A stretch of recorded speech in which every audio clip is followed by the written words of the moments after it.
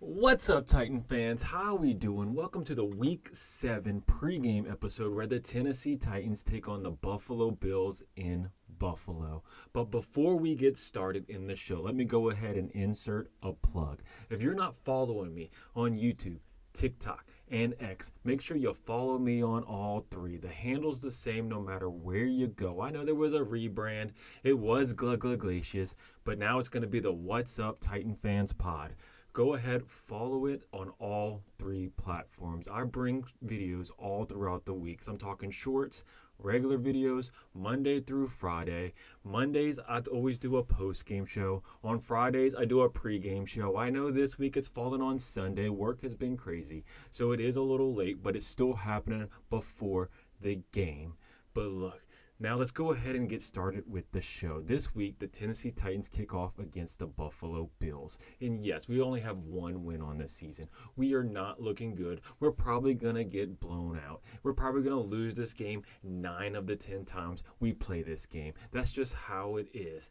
But there's always that chance. Last year, we were supposed to lose to Miami. That was one of those games where we're going to lose 9 out of 10 times we played it. And we came back and won in the final 2 minutes. That is wild. It doesn't happen often, but miracles can happen. We can get this dub. It did increase since we have Mason Rudolph now starting for us this game. Will Levis has been rolled out. He's not the starter. It's going to be Mason Rudolph. It does up our chances, but not by much. Probably like with Levis, we had probably like a 5% chance of winning it. Now we probably have like a 15%. It's not that high. We're still probably going to lose.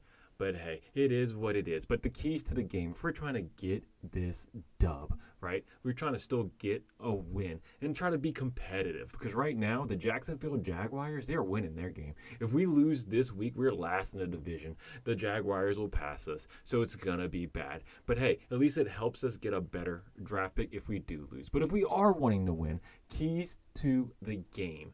We have to have turnovers committed, right? We have to commit turnovers on defense. I know we got one last week, but we still ended up losing. But we do need to continue to get turnovers, get some interceptions. Our defense has been good this year, even though last game there wasn't. But we have to keep committing turnovers. We have to do something. And on offense, we got to stop committing turnovers. Turnovers on offense has been like the Achilles heel. So we have to stop committing turnovers on offense, and we have to get them on defense. Next, the next key is play calling. We actually have to call plays like we're not scared to call plays. We have Mason Rudolph in. I know last time he was in the game, it was a conservative play calling game, right?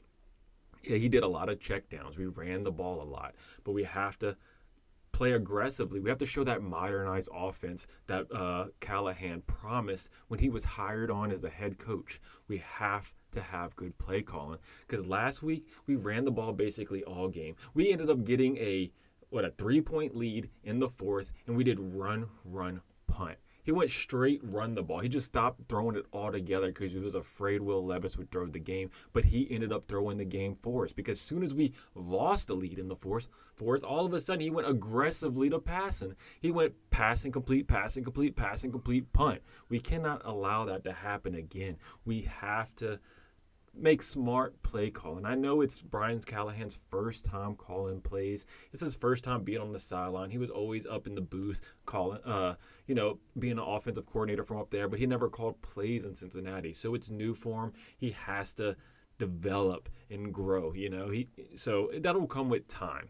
And then the last key to the game is just Mason Rudolph himself. He has to play smart.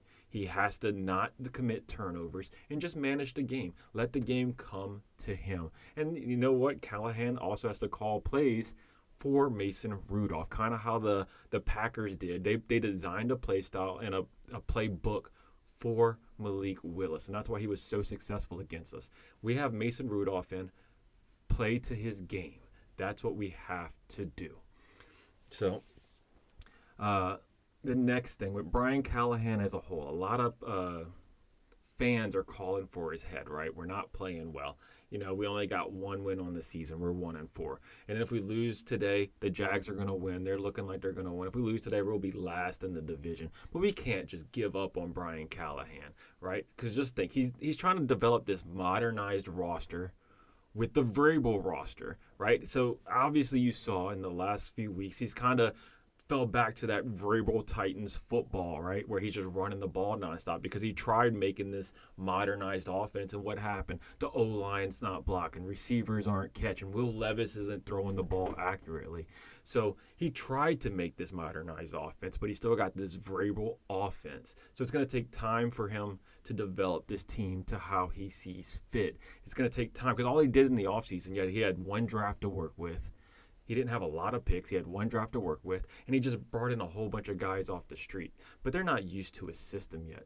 It's going to take time. So you got to be patient with him because just think, Dan Campbell for the Lions, his first year as a head coach, he only won 3 games because he was playing with another coach's roster. It wasn't his team. It wasn't his culture. He was trying to build it, and that's what Brian Callahan's doing right now. He's building the roster, building the culture, but it's going to take time because now Dan Campbell looks like a genius.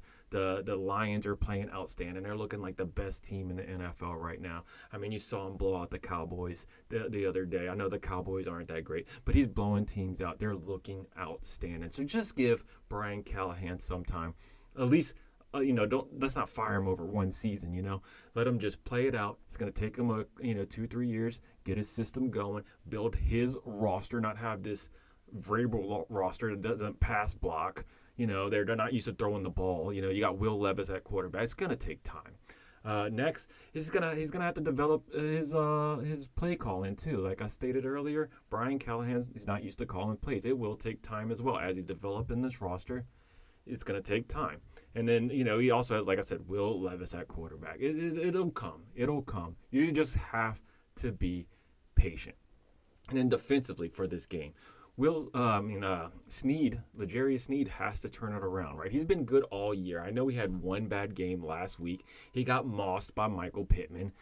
He allowed many catches last week, but all throughout the season, he's been pretty good. He's been a solid number 1 DB. I mean, he shut down Tyreek Hill.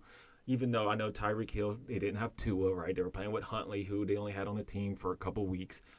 But he's been solid otherwise. Next, Big Jeff. He's been battling injuries all season. He hasn't really made much of an impact because mainly up the middle has been Sweat. Sweat's been dominant up the middle. Big Jeff has to come in, step up, and make a difference in a game because he is playing this week. So he needs to be there. He needs to be the Big Jeff that we paid all that money to. And then Brownlee's been positive. He's been developing as a player on defense. Hopefully they give him a bigger role. I know they called up Trey Avery from the practice squad, but let Brownlee go out there, do his thing. He's doing outstanding. He had an outstanding game last week. For the offense, the line looked better last week, right? They didn't really allow any sacks. They did look better pass blocking on the right side. They ended up picking up the Leroy Watson, I believe it is. He looked much better than Duncan and NPF. They were terrible at right tackle. Right tackle's been the Achilles heel, and it's looking better. I know the Colts don't have the best pass rush. Like their pass defense isn't that good. I think they're one of the bottom ones in the league, but we still struggled trying to pass the ball. But they do have a bottom pass defense in the league. But this week it's going to be tested against the Buffalo Bills. And also the offense, they must look versatile this game. They must be diverse. They need to start passing the ball early. Give it to Ridley. Hit Ridley early. I know Ridley last week had a bad game, right? But it wasn't all on him. They really didn't target him to the second half. And he was 0 for 8 on his targets, right? But of those targets, only a couple of them, probably like 2 of them were to him. And he did drop them. They were catchable balls. But other than that, the other ones were way off. He didn't have much of a chance, but we can't be predictable when it comes to our offense because this whole run, punt, and then like when you got the lead and then pass, punt, once you lose the league, it's too predictable. We can't do that. We got to mix up play calling, right? And look, that about sums it up for my opinion on things. But let's go ahead and get into some of the stats for the game and some like the injury report as well. So for the injury report, right? Will Levis, questionable. If he wasn't tracking before, Treylon Burks, he's on IR, which is insane. This man has like 1 catch on the season and he's IR already. This guy gotta go. What a mistake and a a blunder, the A.J. Brown trade was. We traded A.J. Brown to get Treylon Burks. This dude is a bust. He should not be on this team much longer. He cannot stay healthy. Waste of a pick. Next, Cedric Gray. Our draft this year has been really good. I mean, you're talking about Brownlee. You're talking about Sweat. Latham. Our draft has been good this year, but Cedric Gray hasn't made an impact at all. He's been injured. He's been on IR. So we'll see if he ends up turning things around, if they take him off of IR eventually, because his estimated return date, it says October 27th. So he could come back and make a difference. But as of now, Cedric Gray is a wash. He hasn't done anything. Coburn's been injured, and L'Jarius Sneed is questionable. So we'll see if he even plays. But he has to have a turnaround week, because he did struggle last week. And, honestly, it looks like some of it. When you heard that speech from Ridley after the game, it almost looks like Brian Callahan's losing some of the locker room when he was like, oh, yeah, they got to target me earlier. He seemed very frustrated. But then for the Bills, right, they got Darrington Evans on IR. I don't know if you remember Darrington Evans. We drafted him, runner back. The dude was hurt all the time for us. So at least we don't got him no more. He's one of those injury-prone guys. He's now a Buffalo Bill, and he's injured again. So hey, that's on them now. They also have safety Mike Edwards, questionable. Ray Evans, they're another runner back, questionable. Von Miller, I guess he's out. And then their offensive tackle, Grable's out. Then if you look at ESPN, they got their ESPN analytics right here. They give the Buffalo Bills a 63.7% chance of beating us. And they give us a 36.1 chance of winning, which is kind of high. I think that's really high because when you look at the NFL analyst predictions, when they did their predictions, which I did post a video of earlier this week. If you haven't watched it, go watch it. It is a short. I post shorts all throughout the week. But 10 of their 10 analysts voted against us to lose this week, right? And that just happens. And their analysts at the NFL Network are very, very good.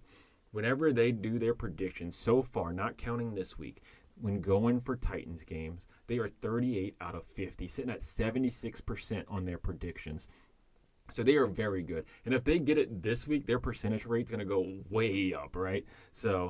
But if they lose, hey, it's going to look tough for them. But right now, their numbers are outstanding at the NFL Network when it comes to predicting the Tennessee Titans games. Now let's go ahead and get into our leaders on our team, right? So as we know, Will Levis is out, but he has 5 touchdowns, 7 interceptions on the year. But we're having Mason Rudolph start this game. Mason Rudolph, though, he hasn't thrown the ball much. He has 9 completions on 17 attempts, only 85 yards, 0 tutties, 0 interceptions for rushing the ball. We have Tony Pollard leading the team, 78 carries, 339 yards, and 3 touchdowns. Next is Tajay Spears, which I thought it was going to be more split between them, more evenly split, but Pollard is playing better. But Tajay Spears has 33 carries, 114 yards, 1 tutty.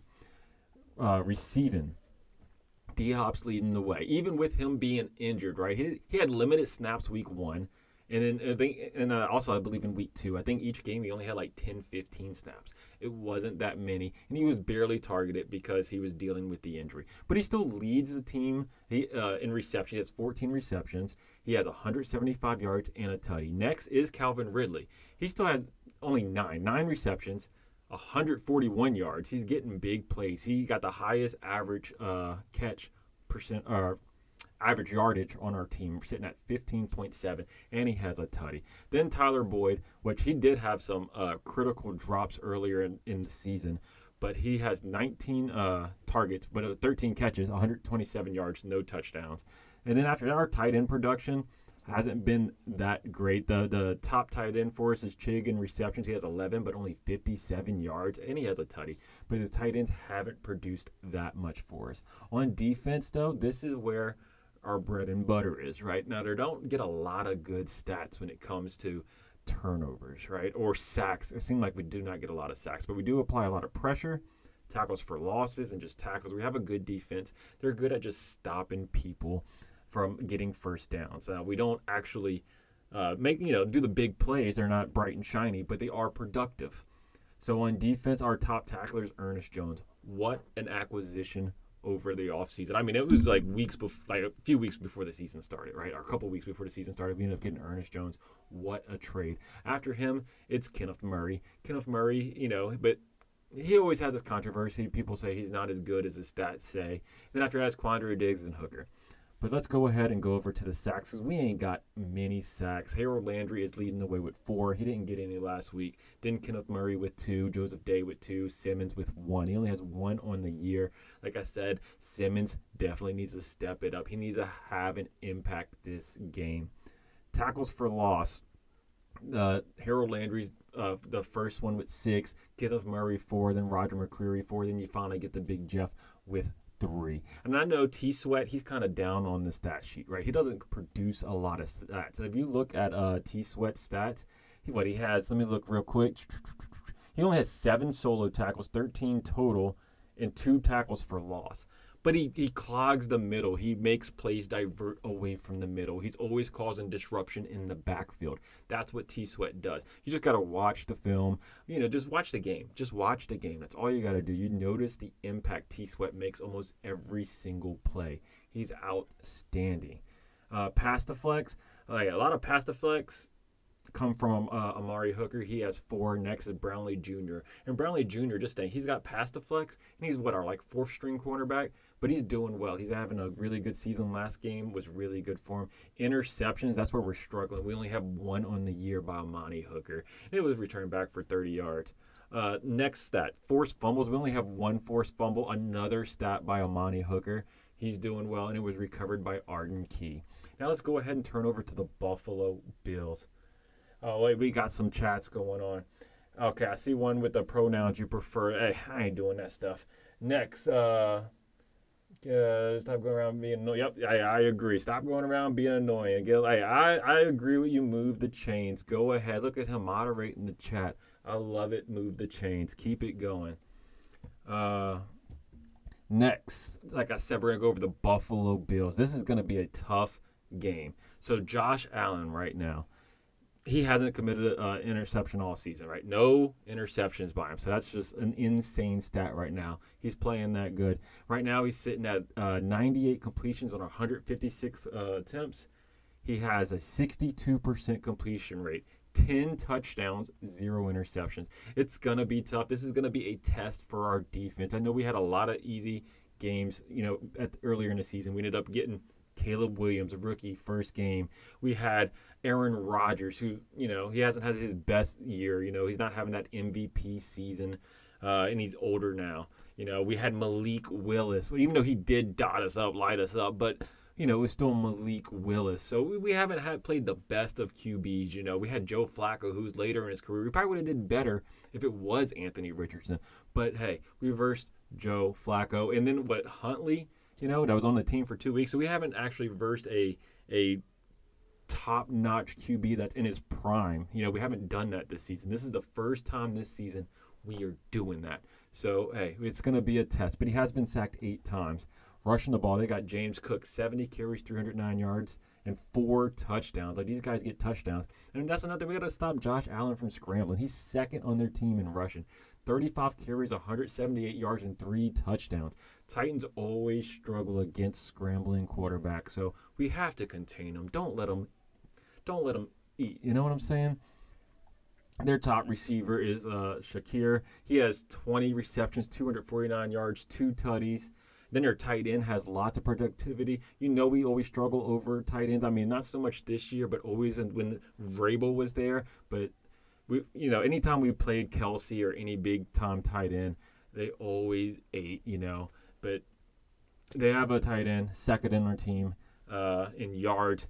He has the most targets on their team, so they do throw to the tight end a lot. So hopefully that doesn't stop us. I know before we used to have Elijah Molden that would cover the tight ends. We ain't got that anymore. Everyone thought it would be Jamal Adams doing it this year, play in the box.